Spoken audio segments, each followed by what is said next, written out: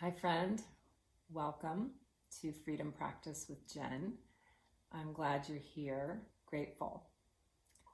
This week is practice number 1, and there are 10 practices, but I want to let you know that these practices do dovetail one into the other. So they'll be very easy to integrate as I introduce these more and more to you. I also want to encourage you to stop the video, pause if you ever need to write something down or just have some time to think. You can always watch it twice or 3 times, whatever. Make it work for you, okay? And also know that the main ideas of the practice I'm going to include in the email that's attached to this, so you can always review that. So I hope you have your journal with you and your pen. I hope you're in a comfortable place that's quiet, where you can just be free of distractions. And I'd like to start by just slowing everything down first and just taking a few slow, what I call nourishing breaths. So I'm going to close my eyes, but you don't have to. You could just lower your gaze or just look wherever. And just breathe in through your nose. And then exhale any way you want, but just release. Close your lips, breathe in through your nose. And just exhale slowly, soften your belly. Another breath in the nose. Just kind of broaden through the chest. Slowly exhale, releasing any tension. So we'll just keep breathing that way. We'll just keep those slow breaths going. And I want you to just notice the impact of those breaths. Just notice how you feel. The mind settles, the body relaxes, and we just kind of land in ourselves. And this is where I believe we just really access our true selves. And when we live from this place, we can make better choices, we live more fully, we're more present. And that's where our freedom is. But we have to practice it and we have to claim it. And we are going to bump up against things in life. But we can always come back to the breath and access that and slow down. You can't take too many slow breaths.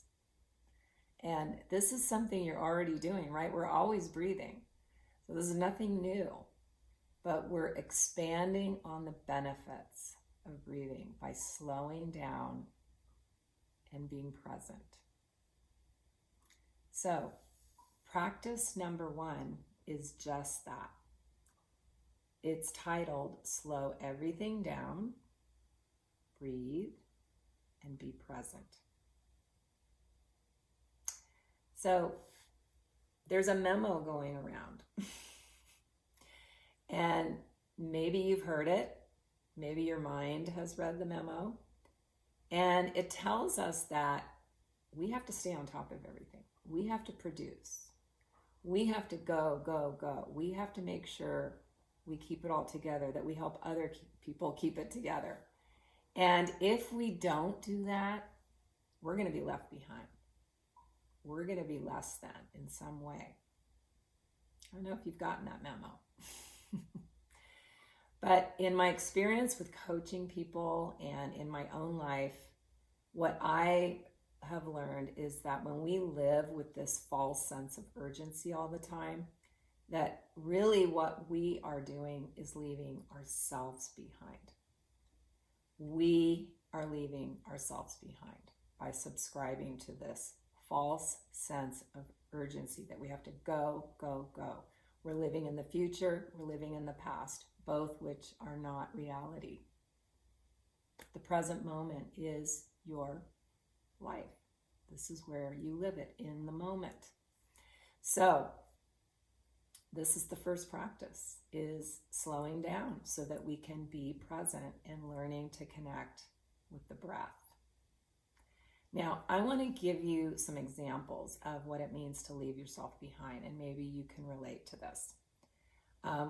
There's different areas of our life that can be left behind: our health, our relationships, careers, our passions. So I have an example. A couple of years ago, I volunteered to be in charge of an auction for a charity. And it was something new to me. I was completely over my head, overwhelmed. And it was just huge. And you can imagine, as I got closer to the event, it just started to spiral. So I'm going to cut to the chase and make this long story short. By the end of the evening of the auction, I had landed in the emergency room with some heart issues and also a problem with my sight, my eyes. And looking back on that, it was totally self-inflicted stress. I had just left myself behind and I was just on this train, okay? And I don't know if you can relate to that, of, leaving your body behind. We just drag ourselves along. Our bodies are saying, I need rest, I need water, I need food, I need to stop. But we just, oh no, I got to keep going, and we just drag ourselves along, okay? So that's one example. Another example of a relationship, I've shared a bit about losing siblings. I've lost 3 in the last 4 years, and one in particular, my brother, who's younger than I am, and he died very suddenly, and it was hard, of course, and we were very close as children, but as we got older, we were busy, we had families, and so I was just subscribing to that. Oh, we'll get together later, I'll call him later, we have time, right now I have to go, I have this, I have that. Well, he's gone, and I don't have that. I don't have that anymore. And I did have time. I did have time to call him, to make time to connect with him. And he too, he was subscribing to that busyness as well. So we missed out. We left our relationship behind in favor of being busy. So that's what I'm talking about when we leave ourselves behind. Okay, so this practice is all about staying rooted in the present moment. And it's a practice, right? It's a practice. We have to keep coming back and keep coming back. So we're going to be journaling about this topic. And so you'll get to kind of process what this is for you.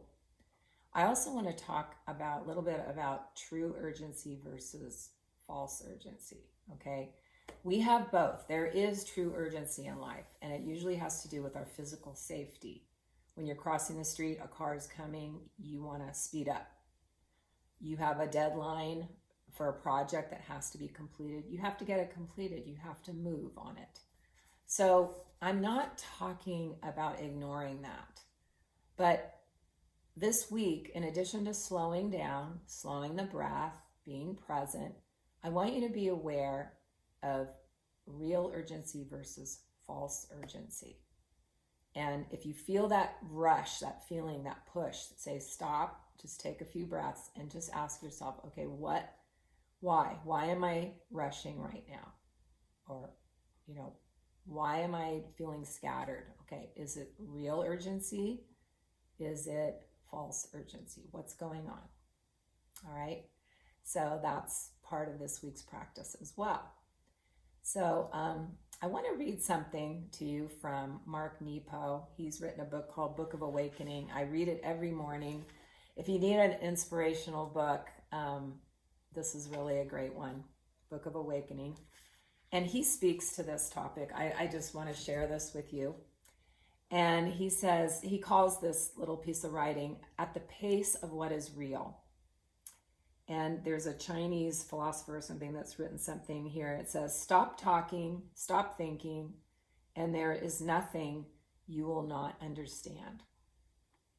And then Mark Nepo writes, like most people I know, I struggle with taking too much on, with doing too many things, with moving too fast, with overcommitting, with over-planning.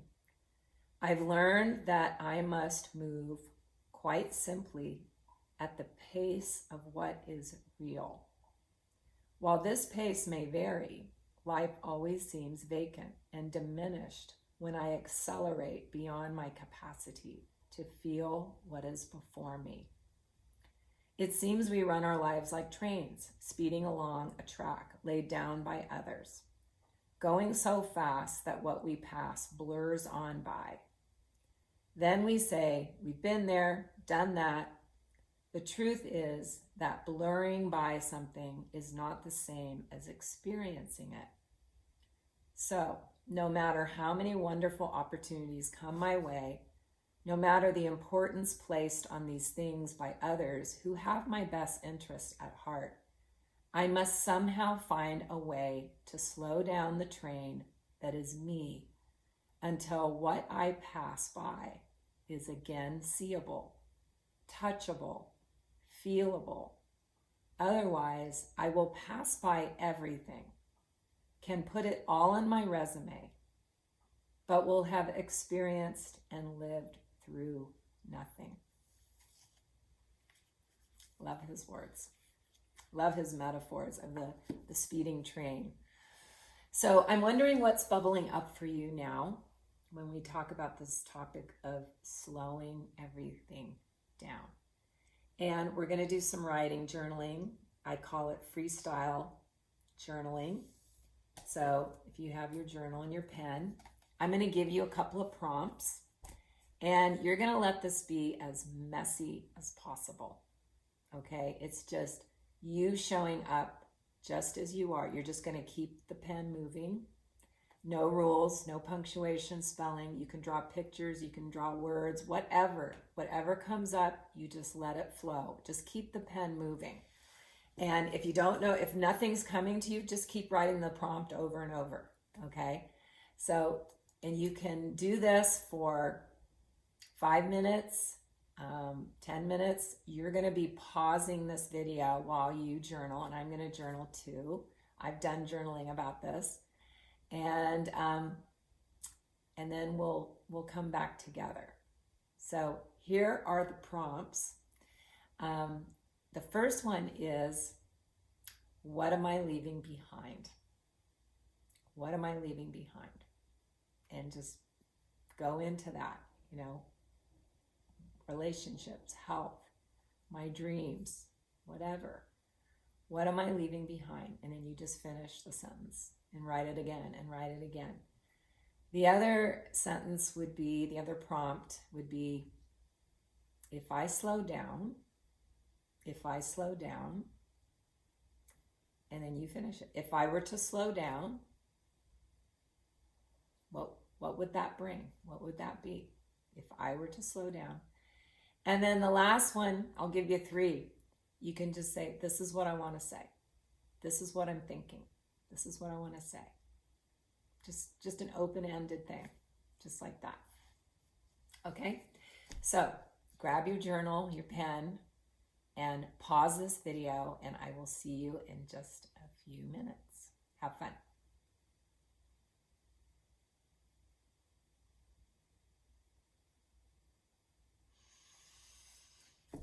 Welcome back. I hope you enjoyed your journaling, and I hope you will keep journaling this week. Keep coming back to these prompts. And there are other prompts that I've included in the email. You can also just journal, what am I learning? What am I noticing? What's most important? That kind of thing. It's very powerful to have this conversation with yourself and really give your voice to what's real for you, what's true, what means the most to you. So highly recommend you keep going with that. All right, the last part now, we're going to write an intention statement. You're going to write an intention statement for yourself, and I'm going to help you do that. And an intention statement is just, how am I going to show up in my life this week? You're going to take these ideas, your words, and put them into action. okay? So here's a couple of examples of an intention statement. It's short, it's very specific, and it's personal to you. But I am going to give you a couple that might help you move along in this process, or maybe this will resonate with you and yeah, I'm going to use that one, okay? So you have total freedom here, all right? So one intention statement could be, I'm slowing everything down and I'm present. Or I'm slowing everything down, I breathe, and I'm present. You could just repeat that. Whenever you get scattered or thrown off, you just come back to that statement, okay? I give myself permission to slow everything down. Sometimes we have to do that. And you could actually write out a permission slip for yourself. I give myself permission to slow everything down. Here's another one. I live life at the pace that's best for me. I live life at the pace that's best for me. Here's another one. I always breathe first. I always breathe first before you do anything. Slow down. So play around with that. Maybe you'll do a little bit more of that after this video is over. But you are going to write that down. I would recommend posting it somewhere, seeing it, and keep coming back to that. It's going to keep you on your path. You just keep coming back to it because we're going to get thrown off. We're going to get the pressure, to go faster, to go quicker, to not be present. So we have what we need here, but it takes practice. So the practice is slow everything down, breathe, and be present. You're going to be aware of false urgency versus real urgency. Just learn to tell the difference. You're going to keep journaling about this topic, what it is for you, what you're leaving behind, what it could mean if you did slow down. Where could you slow down? And then keep coming back to your intention for how you want to show up in your life. Okay? And one more little thing would be to do something this week that you love doing, that you normally don't give yourself time to do, and do it slowly. Give yourself time. Whatever it is. Eat a meal, call a friend, take a bubble bath, whatever it is. Okay? Thank you for being here. I look forward to our next practice. Onward, Freedom Warrior. You know what to do. Be safe, be well, slow everything down. Namaste.